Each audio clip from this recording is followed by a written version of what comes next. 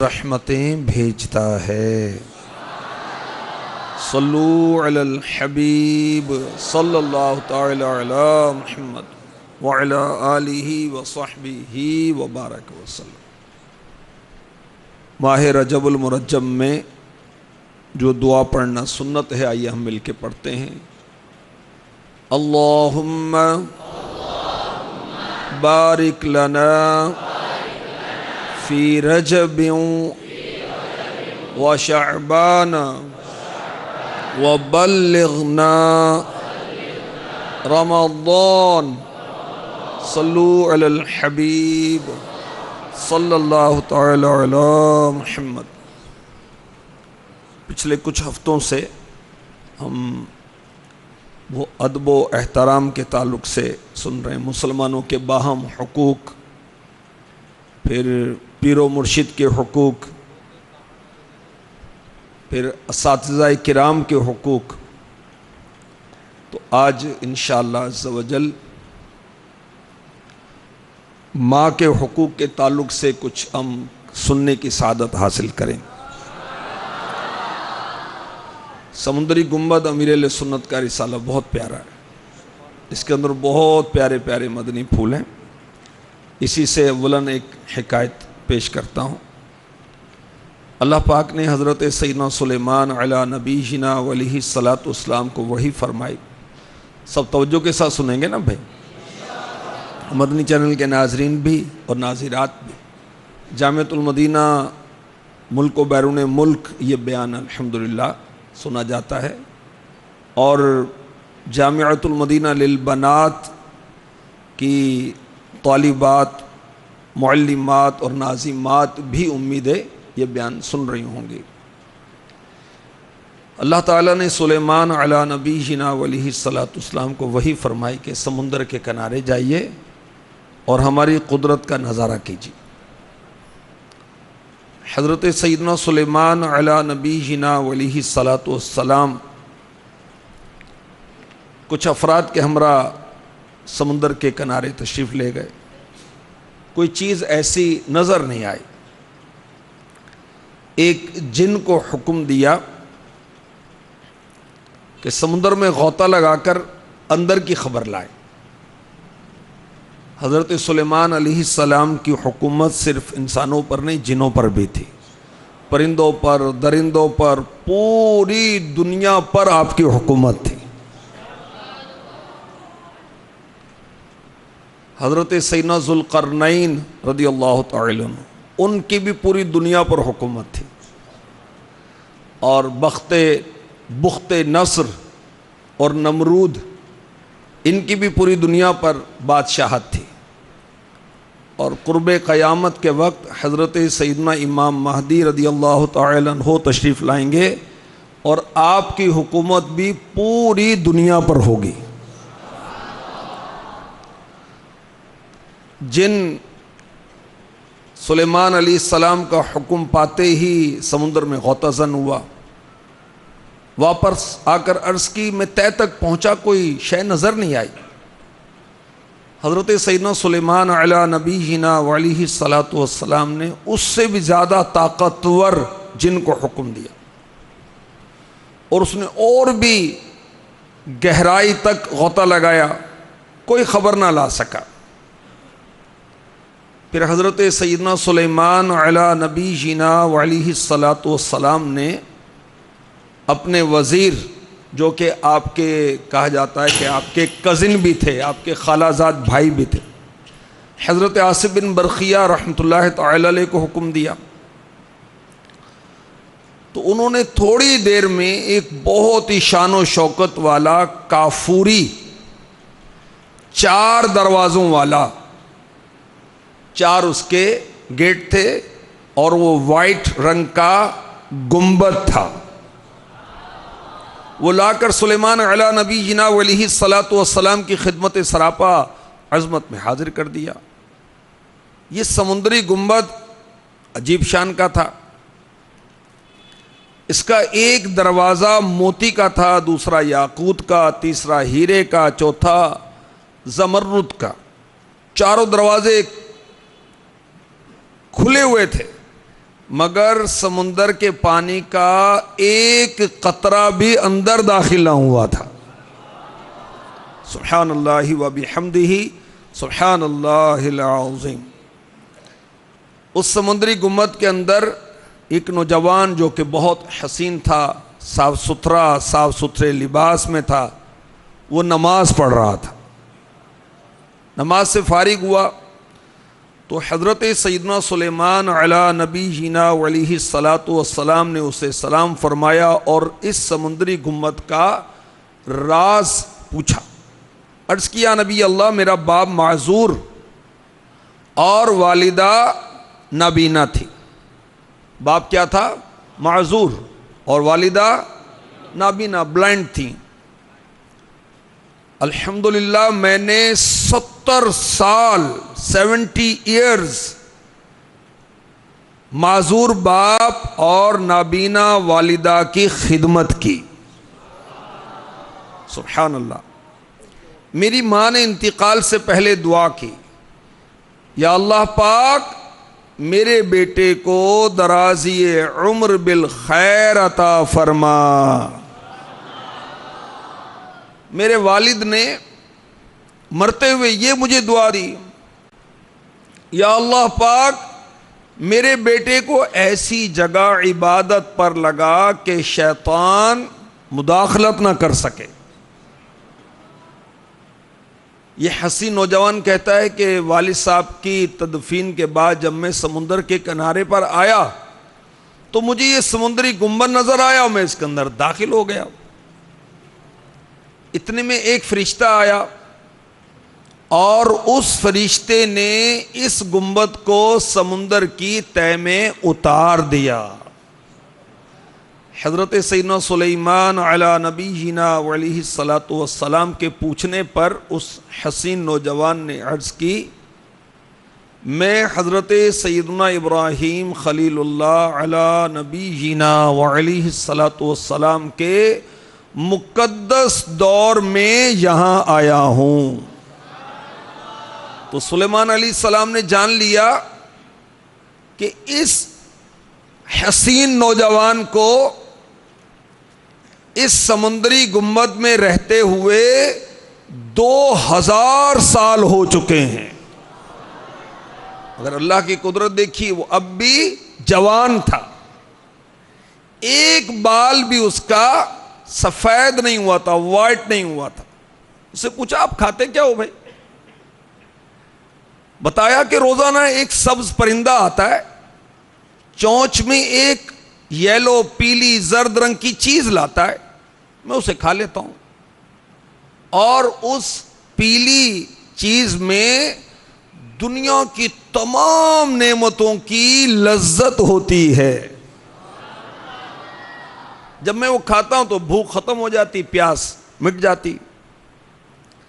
اس کے علاوہ الحمدللہ عز وجل گرمی مجھ سے دور رہتی ہے، مجھے سردی بھی نہیں لگتی، مجھے نیند بھی نہیں آتی، مجھے سستی بھی نہیں ہوتی، مجھے غنودگی بھی نہیں آتی، اور مجھے اجنبیت بھی محسوس نہیں ہوتی، مجھے گھبراہٹ بھی محسوس نہیں ہوتی، مجھے خوف بھی نہیں آتا۔ اللہ پاک نے یہ تمام چیزیں مجھ سے دور کر دی ہیں۔ سبحان اللہ۔ اس کے بعد اس نوجوان نے یہ کہا کہ آپ مجھے دوبارہ وہیں پہنچا دیں۔ حضرت سیدنا سلیمان علی نبینا علیہ الصلاۃ والسلام نے حضرت سیدنا آصف بن برقیہ رحمۃ اللہ تعالی علیہ کو حکم دیا تو سمندری گنبد کو اٹھا کر سمندر کی تہہ میں پہنچا دیا۔ اس کے بعد اللہ کے نبی حضرت سیدنا سلیمان علی نبینا علیہ الصلاۃ والسلام نے فرمایا، اے لوگو، اللہ پاک آپ سب پر رحم فرمائے۔ دیکھا آپ نے، والدین، پیرنٹس یعنی ماں اور باپ، والدین کی دعا کس قدر مقبول ہوتی ہے۔ ماں باپ کی نافرمانی سے بچو۔ سبحان اللہ۔ تو پتہ چلا باپ کی خدمت، ماں کی خدمت بہت بڑی سعادت ہے. ماں کا باپ کا دل خوش ہو جائے اور وہ دعا کریں تو بیڑا پار ہو جاتا ہے، اور اگر ناراض ہو جائیں تو ان کا کہا نہیں مانا، بلایا ہم آئے نہیں، سودا لینے بھیجا تھا ہم نخرے کر رہے ہیں کہ اس کو بھیجو، اس کو مجھے ہی کہتی کام کو، آپ مجھے ہی کہتی رہتی ہیں، اس کو کہیں نا، میں تو آج ہی جامعۃ المدینہ سے گھر پہنچا ہوں، اس کو کہیں. اور اگر ماں ناراض ہو گئی اور اس نے استغفر اللہ بد دعا کر دی، ماں کو بد دعا نہیں کرنی چاہیے، باپ کو بھی بد دعا اولاد کے حق میں نہیں کرنی چاہیے، مگر اولاد کو چاہیے کہ ایسے کام نہ کرے کہ ماں یا باپ ناراض ہو کر بد دعا کریں، کیونکہ ماں دعا دے گی یہ بھی قبول ہو جائے گا، اور ماں بد دعا دے گی یہ بھی قبول ہو جائے گا. اس اللہ کے نیک بندے نے کتنے سال خدمت کی ماں باپ کی؟ 70 سال، 70 ایئرز. ماں کیسی تھی؟ نابینا. باپ کیسا تھا؟ معذور تھا، اپاہج تھا، پیرالائز تھا. تو دیکھیے اس کی ہمت تھی کہ اس نے دونوں کی خدمت کی. تو اگر ہم میں سے کسی کے والدین بیمار ہیں، اور ماں باپ اکثر بیمار ہی ہوتے ہیں، اور بیماری کی وجہ بھی ہم ہی ہوتے ہیں، اولاد کی ٹینشن، اولاد کی پریشانی. اور جب ہم دنیا میں آئے تھے تو اللہ اکبر، ہماری ماں زندگی اور موت کی کشمکش میں تھی. جی ہاں، جب بچہ دنیا میں آتا ہے تو ایسا بھی ہوتا ہے کہ بہت ساری مائیں دنیا سے چلی جاتی ہیں، بچہ آ جاتا ہے، ماں چلی جاتی ہے. تو اس لیے ماں کا خوب ادب اور احترام کرنا چاہیے. آئیے سنیے ہمارا پاک پروردگار والدین کے ساتھ کیسا سلوک کرنے کا، والدین کے ساتھ، پیرنٹس کے ساتھ ہمارا بیہیویئر کیا ہو، کیا ارشاد فرمایا جاتا ہے. سنیے پارہ 26 سورہ احقاف آیت نمبر 15. وَوَصَّيْنَا الْإِنسَانَ بِوَالِدَيْهِ إِحْسَانًا. ترجمہ کنز الایمان. اور ہم نے آدمی کو حکم کیا کہ اپنے ماں باپ سے بھلائی کرے. اور یاد رکھیے ماں باپ کے حقوق سے کبھی بھی کما حقہ کوئی فارغ نہیں ہو سکتا. اعلیٰ حضرت نے بڑی پیاری بات ارشاد فرمائی. ارشاد فرمایا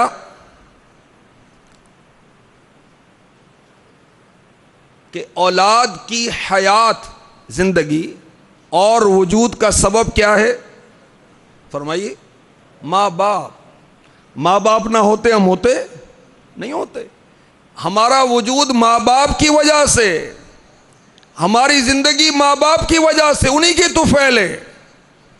اور ہر نعمت و کمال جو ہے وہ وجود پر موقوف ہے. ہم جو بھی نعمتیں، سردی گرمی اور لذتیں کھاتے پیتے ہیں، نعمتیں جو بھی لیتے ہیں، یہ وجود پر ہی ہے نا سب کچھ. اور وجود کس کے سبب ہوا؟ کہیے ماں باپ کے سبب. تو ماں باپ کا ایسا عظیم حق ہے کہ اس سے بری ذمہ کوئی ہو سکتا ہی نہیں، کہ انہوں نے جو ہماری پرورش میں کوششیں کی،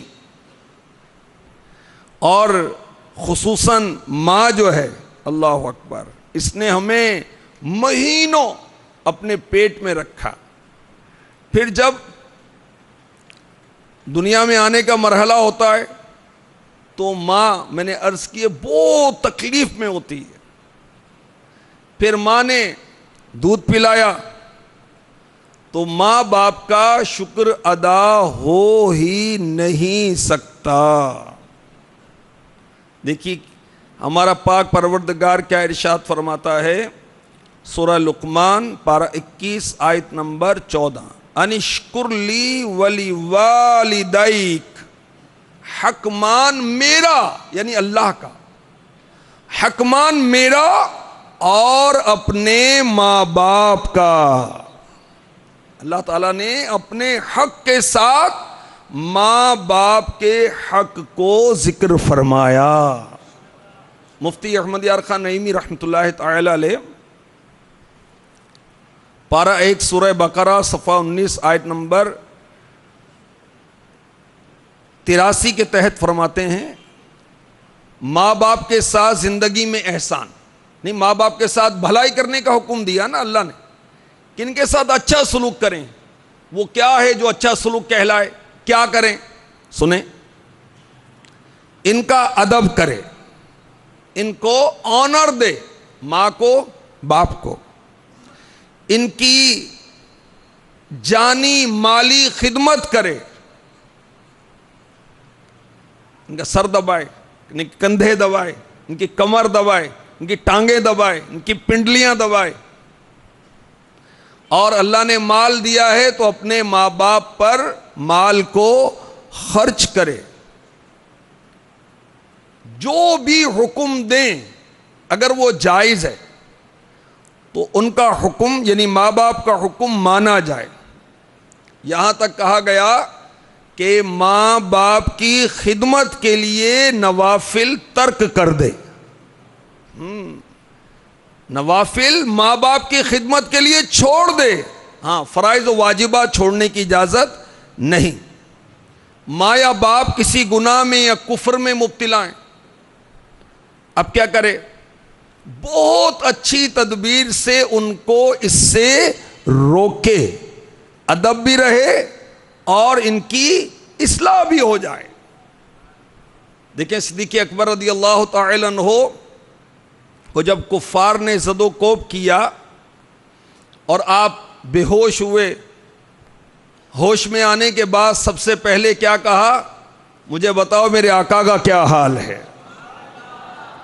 اور ماں نے اصرار کیا تو آپ نے نہیں کھایا، انہیں پہلے مجھے آقا کا بتاؤ۔ اور جب بارگاہ رسالت میں حاضری ہوئی، آقا علیہ الصلوۃ والسلام نے حوصلہ افزائی فرمائی، ان کی والدہ ساتھ تھی، تو صدیق اکبر رضی اللہ تعالی عنہ نے کیا عرض کی؟ آقا میری ماں ہے، اس کو اسلام کی دعوت دیجیے۔ تو اسلام کی دعوت میرے آقا علیہ الصلوۃ والسلام نے عطا فرمائی، تو صدیق اکبر رضی اللہ تعالی عنہ کی والدہ نے ہاتھوں ہاتھ اسلام قبول کر لیا۔ تو ہم بارگاہ رسالت میں عرض کر دیں کہ آقا کرم فرمائیں، میری امی شرعی پردہ نہیں کرتی، آپ کرم فرما دیں۔ اللہ کی بارگاہ میں دعا کریں کہ یا اللہ میری والدہ، مثال دے رہا ہوں کہ شرعی پردہ اگر وہ نہیں کرتی، دعا کریں، بارگاہ رسالت میں استغاثہ کریں، پردے کے بارے میں سوال جواب، یہ کتاب پڑھیں اور ماں کو بڑے پیار سے، بڑی نرمی سے کچھ انسیت والی باتیں کر کے اس کے بعد امی میں نے تھوڑا سا پڑھنا ہے ذرا، یہ پیر صاحب کی کتاب ہے، بڑی پیاری کتاب ہے، بہت عظیم کتاب ہے، میں کچھ سناؤں آپ کو؟ تو یوں ترکیب بنا کر سنا دیں، اللہ نے چاہا تو دل کو بھی آرام ہو ہی جائے گا۔ اور سبحان اللہ، امیر اہل سنت کی تحریر میں اثر ہے۔ کیوں اثر ہے؟ کہ آپ کی تحریر جو ہے وہ فضولیات سے بچی ہوئی ہے۔ تو جیسے وہ زبان جو گالی گلوچ سے، فضولیات سے بچتی ہے، اللہ اس زبان میں اثر پیدا فرماتا ہے۔ تو امیر اہل سنت کا قلم بھی محفوظ ہے، الحمدللہ زبان بھی محفوظ ہے۔ تو امیر اہل سنت کی تحریر میں اثر بہت ہے۔ تحریر ولی میں وہ تاثیر دیکھی، بدلتی ہزاروں کی، لاکھوں کی، کروڑوں کی تقدیر دیکھی۔ امیر اہل سنت کے رسالے پڑھ پڑھ کر تو کتنے الحمدللہ مدنی مول سے وابستہ ہو گئے۔ امیر اہل سنت کی کتب و رسائل پڑھ کر کافر مسلمان ہوئے. احترام مسلم میں ایک رسالہ ہے نا امیر اہل سنت کا, اتنا پیارا رسالہ ہے.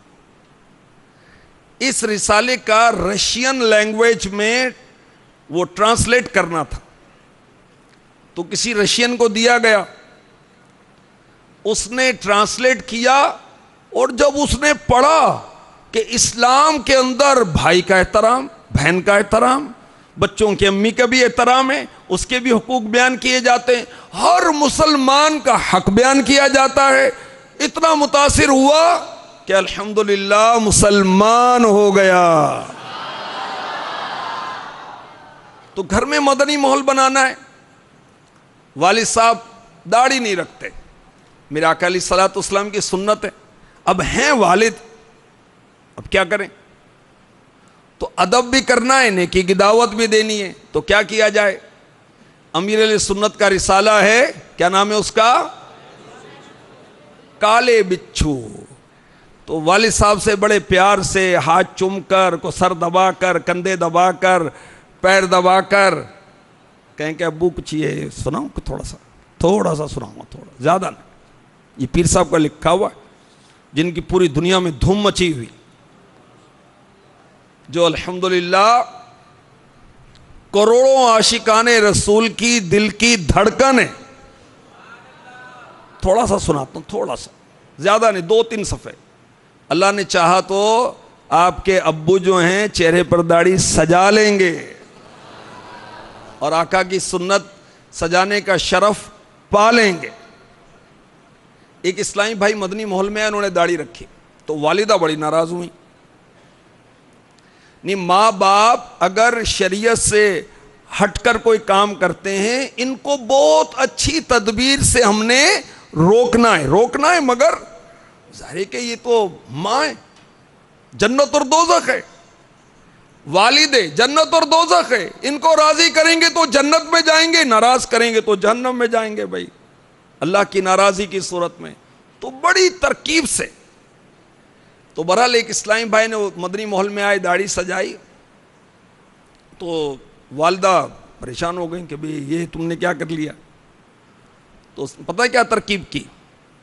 کہا امی میں نے نیت تو کر ہی لی ہے, آپ مجھے اجازت بھی دے دیں. آپ اجازت نہیں بھی دیں گی رکھ تو لوں گا میں,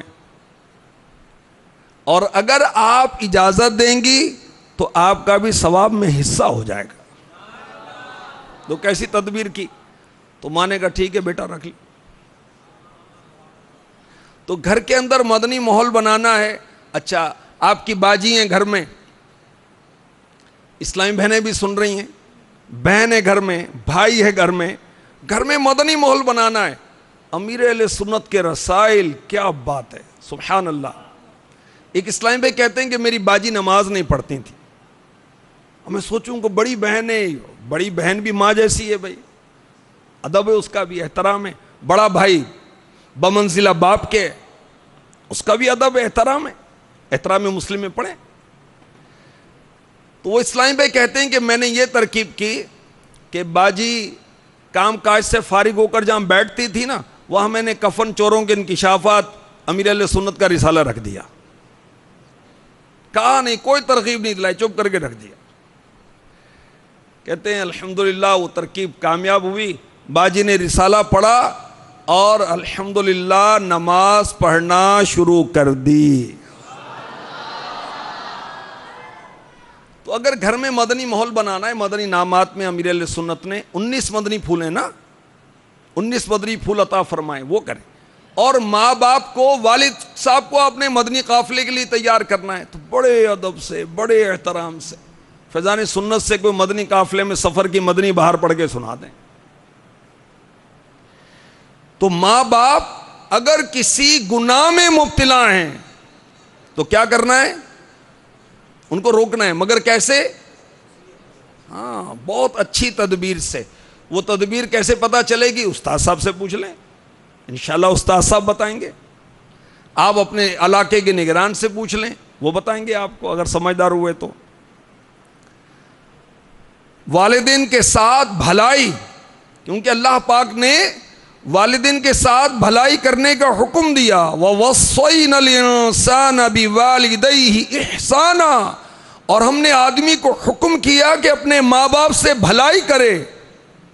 تو اس کی وضاحت کی جا رہی ہے کہ کس طرح بھلائی کرے۔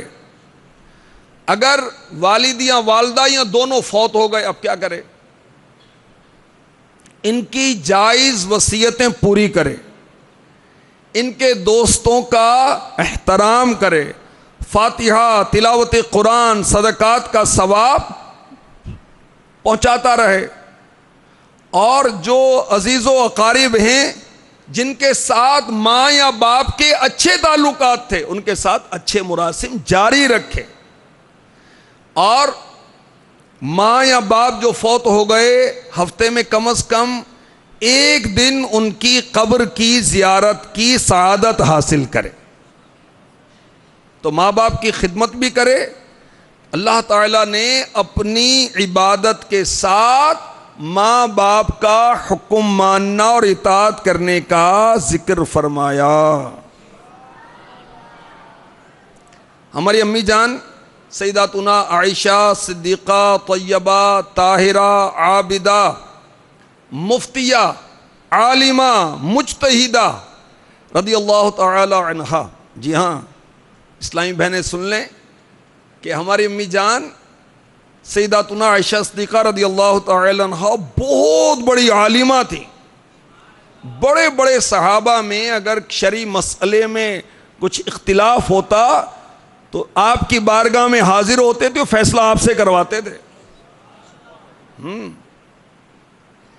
آپ فرماتی ہیں کہ میں نے حضور کی بارگاہ میں عرض کی، عورت پر سب سے زیادہ حق کس کا ہے؟ فرمایا شوہر کا۔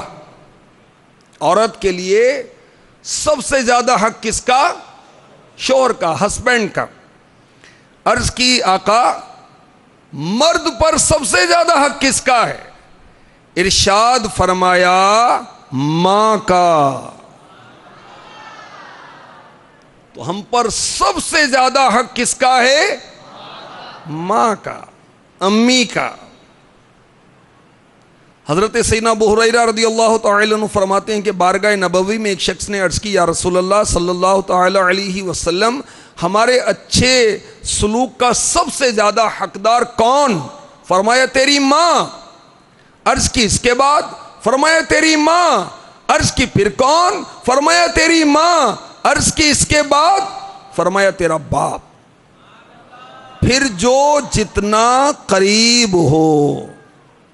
اب اس حدیث کی شرح سنیے، مفتی احمد یار خان نعیمی رحمۃ اللہ تعالی علیہ اس کے تحت کیا فرماتے ہیں؟ فرماتے ہیں کہ میرے رشتہ دار قریبی دور کے بہت ہی ہیں، یعنی جس نے عرض کی اس نے کہا کہ رشتہ دار بہت سے ہیں، کچھ قریب کے ہیں کچھ دور کے ہیں، تو سب سے زیادہ اچھا برتاوا کس کے ساتھ کروں؟ تو پیارے آقا علیہ الصلاۃ والسلام نے 3 مرتبہ 3 times فرمایا تیری ماں، تیری ماں، تیری ماں۔ مفتی صاحب فرماتے ہیں معلوم ہوا ماں کا حق باپ سے 3 گنا زیادہ ہے۔ 3 گنا زیادہ کیوں ہے کہ آقا نے 3 بار فرمایا؟ مزید مفتی صاحب کی کیا بات ہے، علماء کی کیا بات ہے، سبحان اللہ۔ فرماتے ہیں ماں بچے پر 3 احسان کرتی ہے۔ ہم جو بھی آئیں دنیا میں ماں اور باپ کی وجہ سے آئے نا بھائی، تو ہماری ماں کے 3 احسان سنیں۔ ایک احسان باپ کا، ایک احسان ہے ماں کے 3 ہیں۔ ماں کے 3 احسان: پیٹ میں رکھنا، نمبر 2 جننا یعنی پیدا کرنا، نمبر 3 پرورش کرنا۔ ماں نے ہمیں اپنے پیٹ میں بھی رکھا، ہمیں پیدا بھی کیا، جنا، اور اس کے بعد ہماری پرورش بھی کی، کھلایا پلایا۔ باپ صرف پرورش کرتا ہے، تو بیٹا ماں باپ کی دونوں کی خدمت کرے، مگر ادب و احترام ہے باپ کا زیادہ، کیونکہ باپ جو ہے وہ ہماری ماں کا بھی آقا ہے. باپ کا ادب و احترام زیادہ اور خدمت کس کی زیادہ؟ ماں کی. انعام دینا ہے تو ماں کو زیادہ. اچھا، ماں باپ کے ساتھ اچھا سلوک کرنے کے انداز، ان سے نرم اور نیچی آواز سے کلام کرے. بات کرے کس طرح؟ فرمائیے. نرم آواز اور نیچی آواز. جی امی میں حاضر ہوں. لبیک میں حاضر ہوں. ہاں ہاں سن لیا، قریب ہی تو بیٹھا ہوں میں، اتنے زور زور سے بولی جا رہی ہو. تو یہ بدتمیز ہے، یہ اچھا سلوک کرنے والا نہیں ہے. تو ماں باپ جو بھی آواز دیں لبیک، اور کسی پکارنے والے کی پکار پر لبیک کہنا ہمارے آقا کی سنت ہے. استاد صاحب پکاریں لبیک، کوئی ہمدرجہ پکارے لبیک، ناظم صاحب پکاریں لبیک، مرشد پاک پکاریں لبیک. ٹھیک ہے؟ تو نرم اور نیچی آواز سے کلام کرے. اور بعض لوگ کیا ہوتے ہیں، مالدار ہوتے ہیں، ماں بیمار ہوتی ہے تو نوکرانی رکھ دیتے ہیں کہ چلو ماں کی خدمت کر. باپ بیمار ہوتا ہے تو نوکر رکھ دیتے ہیں کہ چل میرے باپ کی خدمت کر. نہیں، خود خدمت کر، خود خدمت کر. ایک اسلامی بھائی عرب شریف میں ملے تھے، وہ بتانے لگے کہ میں کہیں ملازمت کرتا تھا کسی عرب کے ہاں. وہ عرب جو نا بڑا سعادت مند تھا، اپنے ماں باپ کی خدمت بہت کرتا تھا، یہاں تک کہ کھانا پکا کے رکھ دیتا، اور جب تک ماں باپ دسترخوان پر نہ آتے اپنے بچوں کو کھانا شروع کرنے نہیں دیتا تھا. اور ایک دفعہ والد ان کے واش روم کی طرف جانا تھا تو میں لے کے چلا، تو مجھے بہت آ کے ناراض ہوا، بہت بگڑا مجھ پر کہ تم کیوں لے کر گئے، میرا باپ ہے میں لے کے جاؤں گا. وہ ایسا اپنے ماں باپ کا ادب و احترام اور خدمت کرنے والا تھا. تو جو مالدار ہیں نوکر و نوکرانیاں نہیں، خود خدمت کریں. ہمارے ماں باپ ہیں نا جو درد دل اور محبت اور نرمی اور شفقت ہماری طبیعت میں ہوگی، نوکر و نوکرانی تھوڑی کریں گے اس طرح.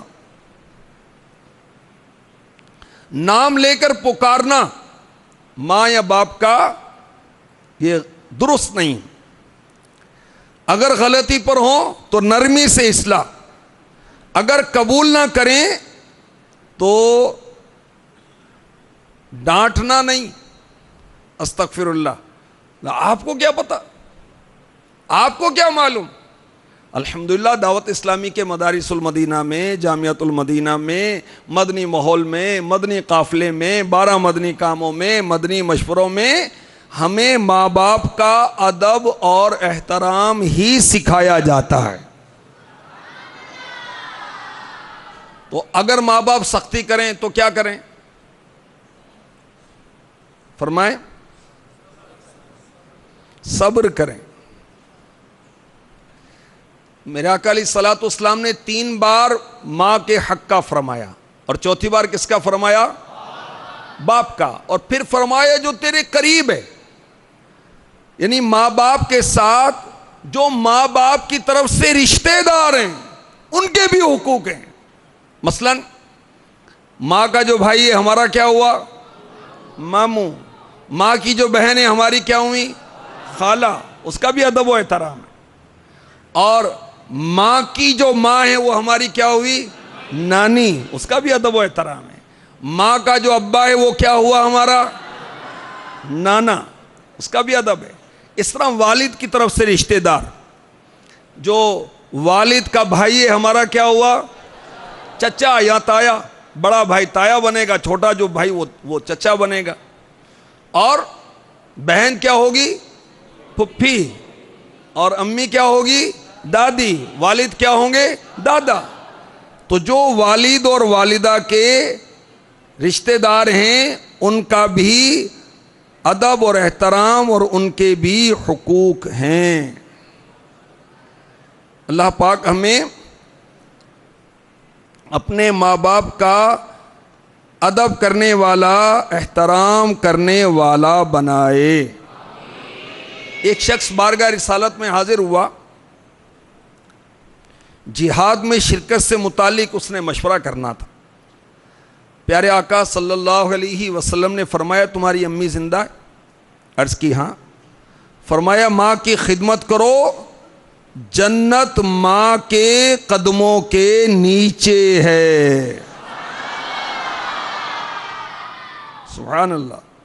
یعنی ماں باپ کے پاس رہو، ان کی خدمت کرو، تمہارے لیے اس وقت جہاد سے بہتر ماں کی خدمت ہے۔ ماں کو تمہاری خدمت کی ضرورت ہے۔ سبحان اللہ۔ جنت ماں کے قدموں کے تلے، قدموں کے نیچے۔ اس بارے میں مفتی احمد یار خان نعیمی رحمۃ اللہ تعالی علیہ فرماتے ہیں، پاؤں کا ذکر فرما کر اشارتاً بتایا کہ ماں کی خدمت اور اس کے سامنے عاجزی دونوں ہی ضروری ہیں۔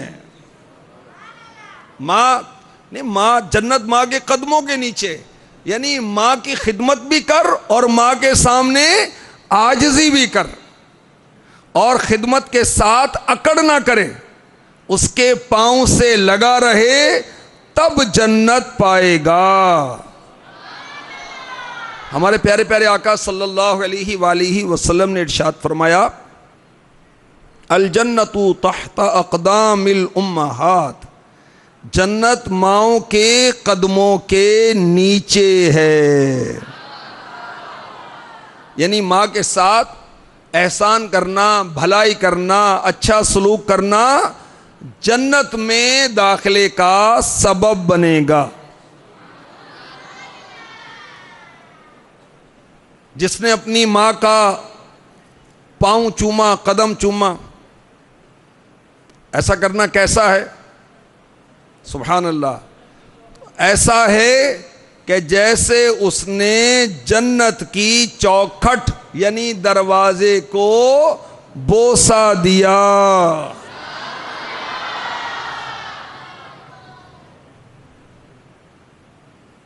سبحان اللہ۔